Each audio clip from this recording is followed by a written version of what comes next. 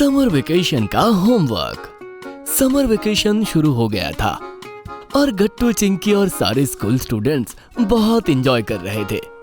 दिन में घर पर लूडो खेलना, टीवी देखना और शाम में बाहर क्रिकेट और फुटबॉल जैसे स्पोर्ट्स खेलना, यही रूटीन हो गया था सभी बच्चों का।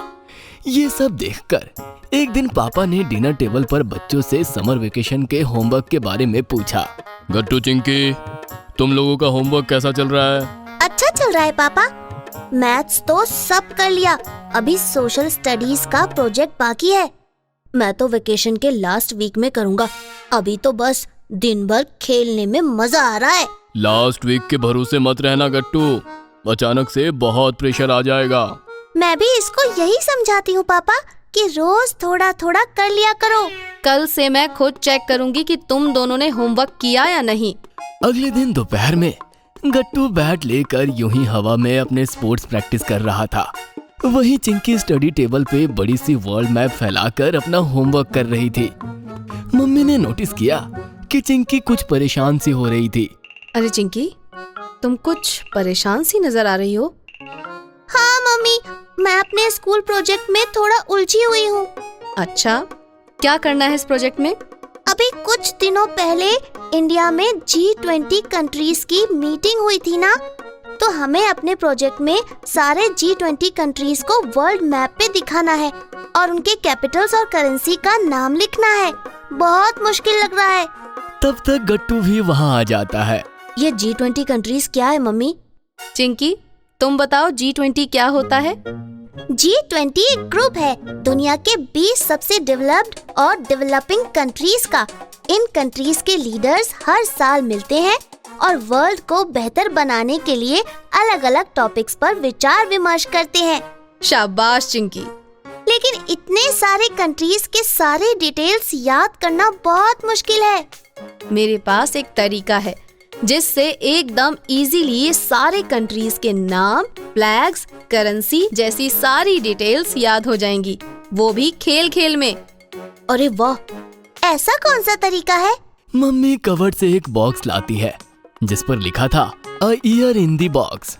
इसे देखो, ये पुंटून किड्स का लर्निंग बॉक्स है जिसका नाम है a year in the box. Chinki और गट्टू काफी कौतूहल से उस गेमिंग बॉक्स को देख रहे थे। फिर मम्मी ने उस बॉक्स के अंदर से एक गेम निकाला। ये कौन सा गेम है मम्मी? इस गेम को बोन वॉयज कहते हैं। और इसे खेलते कैसे हैं? बताती हूँ, पहले ये देखो, ये है एरोप्लेन के शेप में पॉन, ये है पासपोर्ट। हर खिलाड़ी को एक पासपोर्ट और एक पॉन लेना पड़ता है। गट्टू और चिंकी ध्यान से मम्मी की बात सुनते हैं और मम्मी उन्हें गेम खेलने के स्टेप्स बताती है।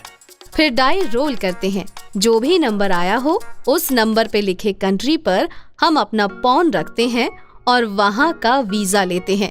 उस कार्ड में देखकर हम उस कंट्री के फ्लैग, कैपिटल, करेंसी और एक मेजर अट्रैक्शन के बारे में समझते हैं। मम्मी डाई रोल करती है और अपने पॉन को गेम बोर्ड में रखकर वहाँ का वीजा लेकर गट्टू और चिंकी को समझाती है। ये तो बहुत आसान है और मजेदार भी। हाँ, इसी तरह अगली टर्न में डाई रोल करने पे जो भी नंबर आए उसे लास्ट नंबर में ऐड करके नई कंट्री की पोजीशन पे शिफ्ट होना होता है। समझ गई। इस तरह तो खेल खेल में ही सारे कंट्रीज के फ्लैग्स, कैपिटल्स, करेंसी और मेजर अट्रैक्शन के बारे में पता चल जाएगा। मम्मी से बोन वॉयज गेम सीखने के बाद गट्टू और चिंकी वो गेम खेलने लगे। शाम तक में ही चिंकी को काफी कंट्रीज के नेम्स, फ्लैग्स और कैपिटल एक्सेट्रा याद हो गए थे और उसने बहुत आसानी से अपना स्कूल प्रोजेक्ट भी बना लिया। देखते ही देखते वेकेशन खत्म होने को आए और अब सिर्फ 7 दिन ही बाकी रह गए। गट्टू को अचानक से सारे सब्जेक्ट्स के होमवर्क बनाने पड़ रहे थे। गट्टू ने बड़ी मेहनत से दिन भर में सोशल स्टडीज के होमवर्क खत्म किए, लेकिन अभी इंग्लिश और साइंस प्रोजेक्ट पूरा बाकी था। शाम में पापा घर आए तो उनके चेहरे पे अलग ही खुशी थी। मम्मी ने भी उनकी खुशी को नोटिस किया तो उनसे पूछा, आज तो आप कुछ ज्यादा ही खुश नजर आ रहे हैं।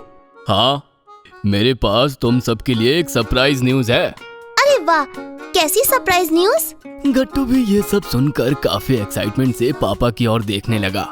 फिर पापा ने उन सबसे बोला, मेरे ऑफिस ने मुझे एक स्पेशल ट्रेनिंग प्रोग्राम के लिए सिलेक्ट किया है और वो स्पेशल ट्रेनिंग प्रोग्राम गोवा के एक रिजॉर्ट में ऑर्गेनाइज की गई है 4 डेज के लिए। वाओ, गोवा। हाँ, और मैंने सोचा कि मैं तुम सबको भी साथ ले चलूं। दिन में 4-5 घंटे की मेरी ट्रेनिंग वर्कशॉप चलेगी, फिर बाकी टाइम हम सब साथ में गोवा एंजॉय करेंगे। अभी तो तुम लोगों की भी समर वेकेशन चल रही। ये तो बहुत ही अमेजिंग सरप्राइज है। हाँ, बहुत मजा आएगा गोवा में। हाँ, बस नेक्स्ट 2 डेज में सारी पैकिंग कर लो, मैं हम सबकी टिकट्स बुक कर लूंगा। गोवा के प्लान से पूरे घर में काफी एक्साइटमेंट थी।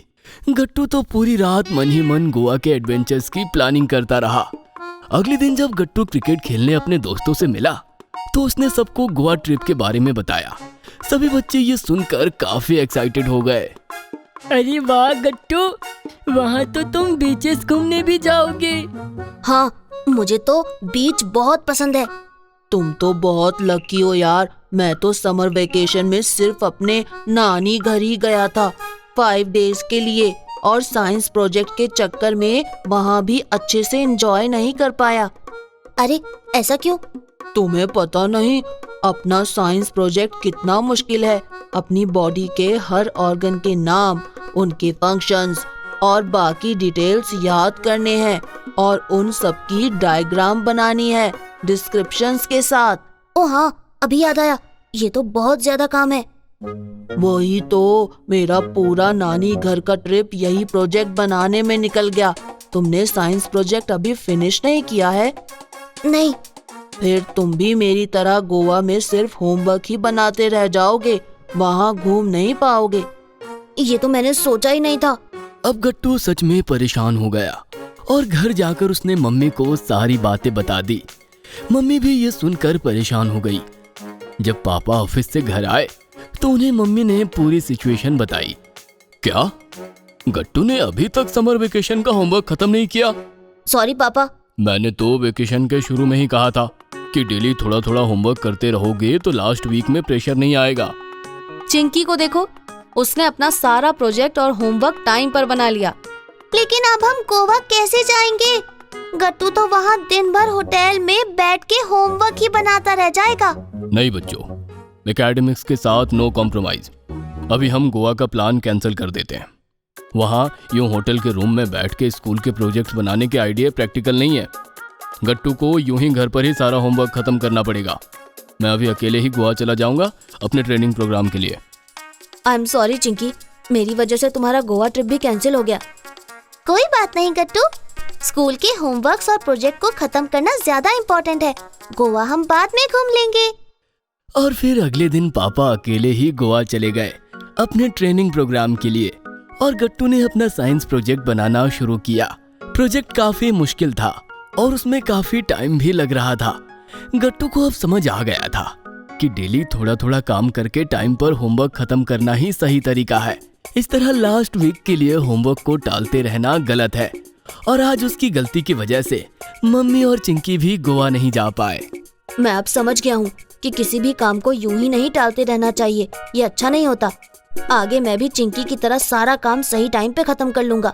गट्टू को अपनी गलती पर अफसोस करते देखकर मम्मी और चिंकी मुस्कुराती है और गट्टू के उदास मन को भी चीयर अप करती है। कोई बात नहीं गट्टू, अपनी गलती का एहसास होने पे उसमें सुधार करना ज्यादा इम्पोर्टेंट है। मुझे खुशी है कि तुम आगे से हमेशा अपने सारे काम खुद से टाइम पे खत्म कर लोगे। अगर आपको हमारी वीडियोस पसंद आ रहे हैं तो इन्हें लाइक करें, कमेंट करें और सब्सक्राइब करें